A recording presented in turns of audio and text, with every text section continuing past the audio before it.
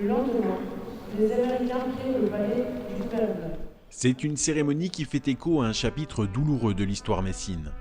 Sur la place d'Armes, élus, autorités, lycéens, collégiens et militaires ont commémoré le 79e anniversaire de la libération de Metz par les Alliés, après 4 ans d'annexion brutale par les nazis, qui dura de l'été 1940 à novembre 1944. Il est informé par le commandement du 377e régiment d'infanterie américaine que la ville de Metz est prise. Au cœur des discours, l'histoire messine, mais aussi l'actualité en Ukraine, ou encore la guerre israélo-palestinienne et la montée de l'antisémitisme.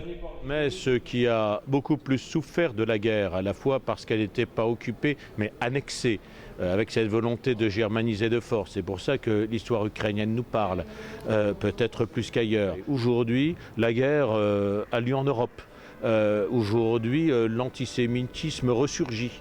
Voilà. Et ça nous paraît plus important que jamais de commémorer, mais surtout de nous souvenir pour continuer à défendre et à fortifier cet édifice civilisationnel que nous avons construit depuis 1945.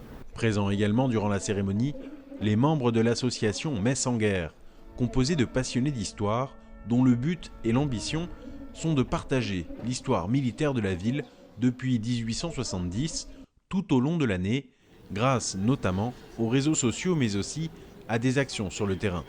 On représente le 16e bataillon de chasseurs à pied, qui fait partie d'une demi-brigade qui était rattachée au 20e corps et qui a participé à la libération de Metz en novembre 1944.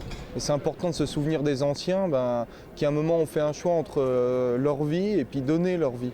Pour que nous, on puisse être là aujourd'hui, qu'on puisse raconter leurs histoires et qu'on puisse être libre, qu'on puisse être français. Le 22 novembre 1944, une date entrée dans l'histoire de Metz et de la Moselle, grâce à l'héroïsme et au sacrifice de ceux qui se sont battus contre la barbarie nazie.